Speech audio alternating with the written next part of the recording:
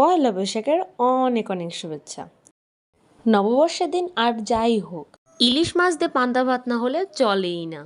তো ইলিশ মাছ পান্তা ভাত খাওয়ার নিয়ত তেমন একটা ছিল না, তবে আমাদের বাড়ির বিচুলি হঠাৎ করে এসে বলে চলো আমাদের বাসায় চলো, আমার আম্মু আজকে পান্তা ভাত আর ইলিশ মাছ রান্না করছে। তবে মামিরে ডাক দিয়ে জানতে পারি যে মামি আজকে পুঁটি মাছ ভাজছে। তো যাই হোক, এর জন্য আম্মুকে বললাম যাই হয়ে যাক, আজকে ইলিশ মাছ আর পান্তা ভাত খাবোই। তো পান্তা ভাত যেহেতু ছিল, এরপরে আম্মুকে ইলিশ মাছ দিয়ে আসলাম রান্নাঘরে। আম্মু পিস পিস করে সব ইলিশ মাছগুলো কেটে নিল, এরপর ধুয়ে নিল। তারপর আমি একটু ইলিশ মাছ একটু রং ঢং করছিলাম, ভিডিও টিডিও বানাচ্ছিলাম। এরপর সোজা চলে গেলাম রান্নাঘরে। আর এদিকেও আম্মু ভাত বসিয়ে দিয়েছিল রাইস কুকারে, আমাদের ভাতটাও হয়ে আসছে।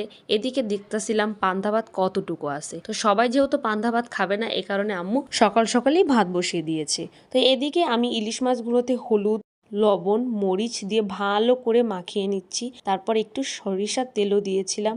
অবশ্য আজকে ইলিশ মাছটা আমরা সরিষার তেল দিয়ে ভাজ